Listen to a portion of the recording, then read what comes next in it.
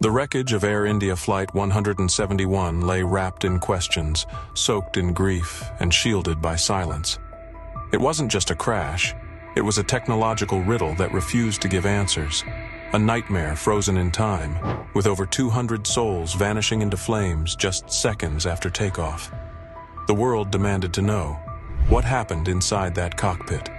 What could bring down a state-of-the-art Boeing 787 Dreamliner in mere seconds, with no warning, no storm, no mechanical distress? Now, after countless theories, sleepless investigations, and hushed whispers across aviation forums, the black box has finally spoken. And what it revealed didn't just unsettle investigators. It shattered Boeing's reputation and exposed a flaw so absurd, so microscopic, that it defies logic. What you're about to hear is not just the story of a crash. It's a revelation that will haunt every engineer, every pilot, and every passenger who dares to trust the sky again. Because when the truth surfaced, it didn't point to sabotage or terrorism. It pointed to the captain's seat.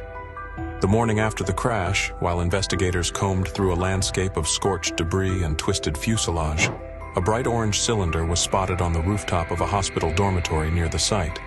It was the black box, more precisely, the flight data recorder, FDR, still intact, still pulsing with the final seconds of the doomed aircraft. With urgency bordering on desperation, it was rushed to India's Aircraft Accident Investigation Bureau, where a multinational team, including Boeing and GE experts, began decoding its secrets. What they found defied expectations. The Dreamliner had taken off in optimal conditions. Engines were stable, speed, climb rate, and instruments, all normal, until second 15. That's when the unthinkable happened. The captain's seat slid backward, not slowly, not gently, but violently, by nearly 30 centimeters in less than a second. A movement so sudden it caused the pilot, by pure reflex, to grab onto the thrust levers.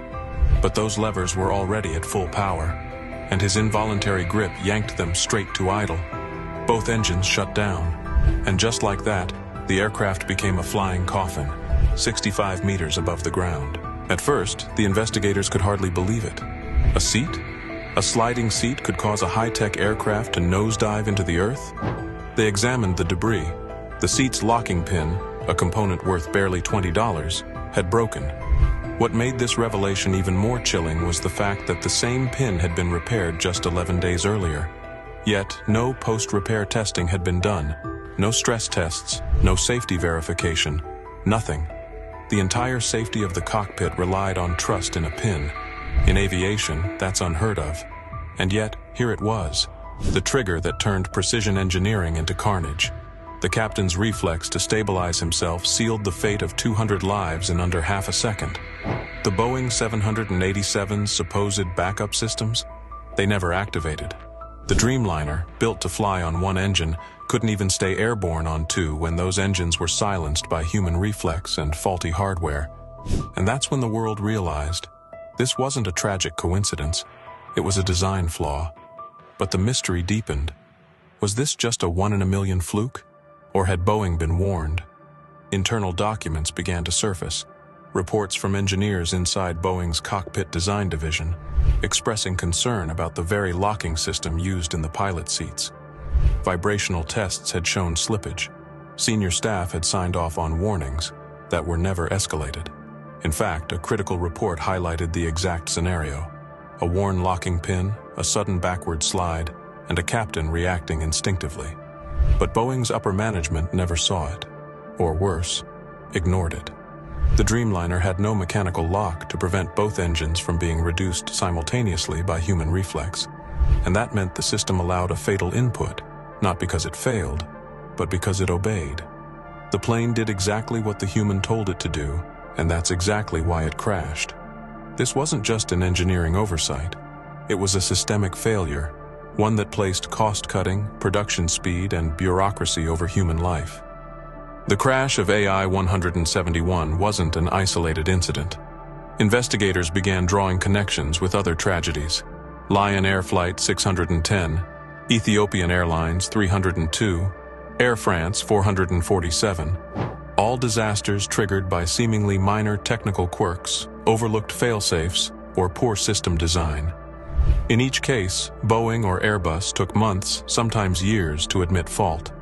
And just like with the 737 MAX, Boeing's response to the AI-171 crash was silence. No acknowledgement of a faulty pin, no promise to review seat safety, no accountability. The company that builds aircraft worth over $150 million couldn't explain how a $10,000 seat part, or the lack of a mechanical override, led to a catastrophe. And now, families of victims, lawyers, engineers, and aviation watchdogs are all asking the same chilling question. If Boeing knew and didn't act, is this still a tragedy or a crime? Shortly after the black box was decoded, an international team of flight safety analysts recreated the scenario using Boeing's official 787 simulator in Washington. The goal was simple: test whether the replicated conditions could truly lead to an unrecoverable crash. But what happened in the simulation room left even seasoned pilots rattled. The moment the simulated captain's seat was jolted backward, every pilot instinctively grabbed onto the nearest support, and that meant their hand landed on the throttle. Within 1.2 seconds, both engines dropped to idle. In 2.7 seconds, the plane lost critical lift, and by 4.5 seconds, the Dreamliner hit virtual terrain. No pilot, no matter how experienced, could correct it in time. It wasn't human error, it was human reaction. The engineers went pale. The instructors were speechless. The data didn't lie. The aircraft systems had no countermeasure. The scenario wasn't hypothetical anymore. It was repeatable. And yet, Boeing had never publicly tested for this exact possibility. While the media waited for Boeing's press conference, something unexpected happened. A confidential memo surfaced from inside the company, dated just 6 months before the AI-171 crash. It outlined concerns raised by 2 senior flight engineers about throttle linkage vulnerabilities in low-altitude rollout phases. A cryptic but unmistakable reference to the very behavior seen in the crash. The engineers recommended a system-wide audit of cockpit hardware, particularly seat mechanisms and manual override limits. But the memo was buried. Worse still, an internal directive suggested avoiding public acknowledgement of any design flaws that might require retrofitting older Dreamliners already in service. Why? Because grounding the fleet would cost billions. One insider, anonymously interviewed, said, "We were told, if it hasn't happened, it doesn't exist. If it does happen, pray it's pilot error."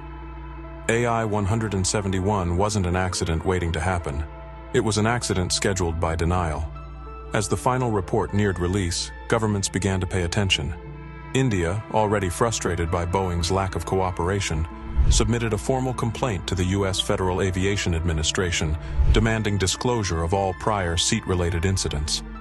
France and Singapore followed. Then came the bombshell. 2 Dreamliners in European service had reported seat anomalies in the past 18 months. One pilot described a violent rearward jolt during takeoff, which was dismissed at the time as mechanical fatigue. Now those reports were being re-examined in a different light. Insurance companies, already weary from the 737 MAX crisis, began investigating whether Boeing withheld key safety data. Airlines questioned their maintenance protocols, and families of victims launched a class action lawsuit not just against the company, but against specific individuals in its engineering chain of command. The crash was no longer a tragedy confined to a flight number. It had become a global reckoning. For the families of those aboard Air India 171, the discovery of what really happened wasn't closure, it was salt in the wound. Because the lives they lost, doctors, students, artists, mothers, children, weren't taken by war, terrorism, or weather. They were erased by a system that allowed human reflex to collide with engineering blindness. One mother, holding a photo of her son who died in seat 27A, said, "He trusted the machine. We all did." At a memorial near the airport, a new plaque has been installed. It doesn't mention the pilot. It doesn't mention the weather. It says, "In memory of those lost to silence and to the flaw that was warned, but never heard." And that's the real tragedy.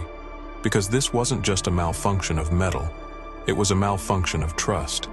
In the end, what brought down Air India 171 wasn't a thunderstorm, a terrorist act, or a failing engine. It was something far more insidious.